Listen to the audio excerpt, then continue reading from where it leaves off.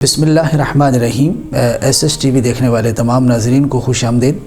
آج جس موضوع پر ہم گفتگو کرنے والے ہیں وہ موضوع ہے کوئی جائز کام اٹک گیا ہو تو اس کے لیے کون سا روحانی وظیفہ کارگر اور مفید ہوگا۔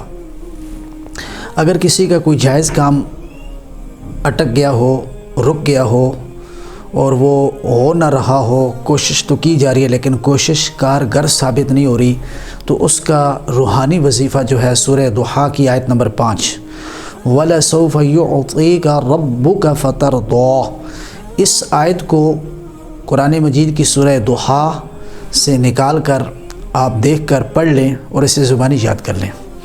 صرف دن میں 5 دفعہ جو شخص اس آیت کو پڑھے گا، اللہ سبحانہ و تعالیٰ اس کے جمیع رکوع کاموں کو جو ہے ضرور پورا فرما دے گا اور اس کا مسئلہ، اس کی مشکل حل ہو جائے گی اور جو بھی بندش ہے، جو بھی رکاوٹ ہے وہ دور ہو جائے گی اس آیت کی برکت سے۔ چونکہ اس آیت میں اللہ تعالیٰ نے خوشخبری سنائی ہے کہ آپ کا رب آپ کو اتنا عطا کرے گا کہ وہ موتی حقیقی اتنا دے گا کہ آپ راضی ہو جائیں گے اور خوش ہو جائیں گے۔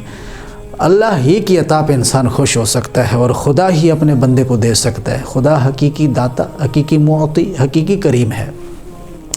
اس کے ساتھ ساتھ دوسرا آج کا روحانی مسئلہ، اگر کسی بچے کی عمر بڑھ رہی ہے لیکن اس کے ساتھ ساتھ وہ بول نہیں رہا، بولتا نہیں، اس کے ماں باپ پریشان ہیں کہ بچہ باتیں کیوں نہیں کرتا، عمر تو بڑھ رہی ہے، اس کو بولنا چاہیے لیکن وہ بولتا نہیں، تو اس کا حل یہ ہے کہ سورۃ الجمعہ جو ہے اس کی پہلی 4 آیات پڑھ کر زمزم پہ دم کریں اور صبح شام اس بچے کو پلائیں۔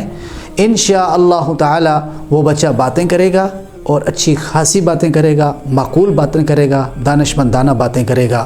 اللہ تعالیٰ اس کو فصاحت و بلاغت کی دولت بھی عطا فرمائے گا۔ قرآن مجید کی آیات کی برکات اتنی زیادہ ہیں، حد و شمار سے باہر ہیں۔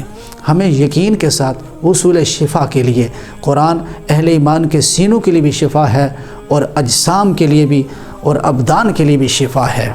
اور تم پر 2 شفائیں لازم ہیں، شہد اور قرآن۔ قرآن بھی سراپا شفا ہے اور شہد بھی سراپا شفا ہے۔ اللہ تعالیٰ جمیع امت کو ہر طرح کی امراض سے محفوظ فرمائے اور ہمارے بچوں کو اللہ سبحانہ و تعالیٰ زبان عطا فرمائے جو حق گو زبان ہے، اور بچوں کو جن کے بچے نہیں بول رہے، اللہ ان کو قوت گویائی سے مالا مال فرمائے۔ اپنے کلیم کا صدقہ دیکھتے رہیے ایس ایس ٹی وی۔